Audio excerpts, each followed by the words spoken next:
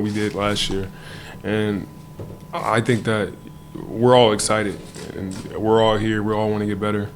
And, we really feel like we have a chip on our shoulder and we have something else to prove. And, with that type of motivation, I think hopefully we see it as an opportunity to make some more noise.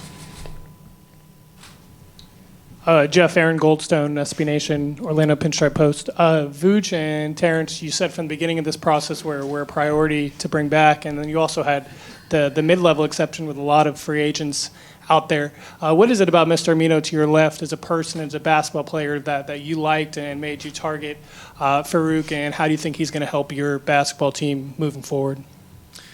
Winning. Farouq impacts winning in so many ways.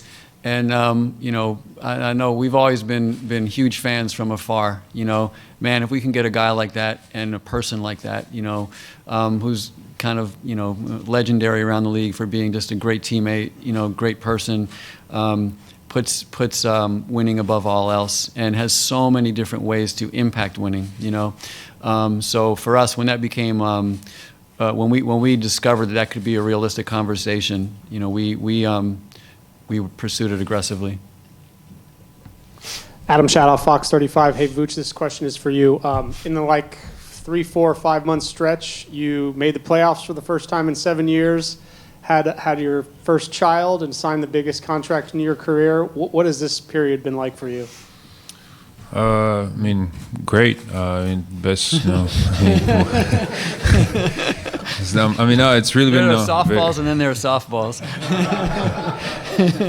No, it's just it's been a great past year for me. And a lot of positive things happened. Obviously the birth of my son, tops it all. But with the team, making the playoffs, finally having winning season, and individually making the All-Star, having the best year of my career, just all great things. And it's I really enjoy it, and it motivates me to even do more going forward. As a basketball player, especially, and it's been a very good time for me. I have to say. Brian Clover, iHeartMedia, Orlando, 96.9 The Game. Nick and Terrence, Nick, your name was swirling around through the trade deadline, and a lot of fans were happy that you were going to stay with the team and still be a part of things here. Could both of you guys feel the effect from the fans and the city that you were a part of this, and did that weigh into your decision to stay here? Oh yeah, for sure. Like I always say, our fans are very supportive of the team here, and even through tough times, and especially last year, once we started playing well and getting close, and especially once we made the playoffs, you could just feel there was something happening around the city with the fans, and they were really more into it. And once the season was over, I had a lot of people around town and approaching me, hey, we hope you stay, and you feed off that as a player. You enjoy those moments, and for me, I always had good relationship with the fans, and they've been great towards me, and so they're also a big part of why I wanted to come back. No, for sure. The fans, they're great. They're so much fun. Like, even picking up my son from school, his teachers would call me Human Torch, oh, this and that. So it's just for people to really embrace me that way, and people to really enjoy having me around. It makes it great. So to see the reaction towards the deadline, how people were kind of saying, oh, we hope you stay, and we really need you, and this and that. It feels good, and it makes you want to play even that much better for them. And while I have the opportunity, Al-Farouq, you had success in your season last year with the team you were with, and it was said before that players talk to each other through the year and around the league and whatnot. Was there any personnel or players from the Magic that reached out to you to paint a picture of what Orlando's like? No, not necessarily. I just, you can, after being in the league for so long, you kind of know how things are looking and different things like that. And from the outside looking in, it looked like this was a good situation. Also knew DJ a little bit, so I contacted him just briefly in order to see what his feel was, and he felt strongly about it as well. So it made it easier for me, for sure, to make this decision. John Denton, OrlandoMagic.com. Al, can you just talk about playing in a defensive system where it's a top 10 defense already? You're a guy who prides yourself on doing the dirty work, defensive things. How much can you fit in and make an impact with the Magic's defense? You could just call me Farouq, or you could just call me Chief. But nah, man, just fitting in easily. I feel like I've been in a couple different places now. Been in the league for a little bit. NBA basketball still is NBA basketball at the end of the day. Defense is still defense, and offense is still offense. So fitting in is going to be pretty simple for me. You know what I mean? I already know what I bring to the team and what they're probably looking for me to do. It's not like I'm a new player. So that portion of it, I feel like it'll be pretty simple, man. I try to think I have a high basketball IQ and catch on pretty fastly. Go ahead, Mike. Mike Bianchi, Orlando Sentinel. Jeff, with the exception of Farouq, the roster essentially looks almost the same as last year. How much better can this team be from last year? Well, I think we can be a lot better. I think one of the lesser spoken about elements of winning in this league is continuity. And, continuity for continuity's sake doesn't make much sense. If you're losing, why continue? But when you've established a way to play that you feel you can win with, it's time to try to hold on to that and build on that. And I think that, there's first of all, adding Farouq to the team, I think will help us a lot. But there's a lot of internal growth on our team. I think even if there was no internal growth from a player perspective, just coming back with the same coach, the same system, knowing what our training camp is going to look like, that's growth. But there will be tremendous internal improvement from our players, not just our young players, but Vuce and T. These guys are hard workers.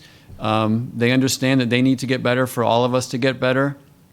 And I can say that collectively, we're off to a very good summer. Our coaches have been doing a lot of work, and a lot of our players have been in and out, and I feel that our group has really taken this summer seriously after experiencing the end of last season and understanding how this thing works. Luke Hetrick, Spectrum News 13. For Vuce and Terrence, how much did getting into the playoffs and, at least winning a game affect your decisions in free agency to stay in Orlando? Big time. Everybody wants to win. And, when I first got here, it was a little shaky, and we were still trying to figure that out. But once you figure that out and you have a taste of it and you have a sense of idea of what you're supposed to do, it becomes infectious. And I think that's what happened, throughout the season. And, when that happens, man, it's special, and to be a part of something like that is really special. So that was the icing on the cake for me. Yeah, it had a huge impact on my decision. I've been here since the beginning of the let's say the rebuild, and we struggled for years, and it was hard for us to find our identity and to win, and we finally did it last year. And for me being here, the longest tenured player, it meant a lot, and I wanted to continue this and build on it. So it had a huge impact. One more question for Terrence. I'll ask you the jersey change from 31 to 8. Why, and does it bring about a new nickname possibly? Back in college, I wore 31 because I was more of a family number. And when I got, whenever I got drafted, going into NBA, that's the number I wanted to take. So I went 8, and that was always the number I wanted, at least for the last, 6, 7 years. And I never had the opportunity to get it.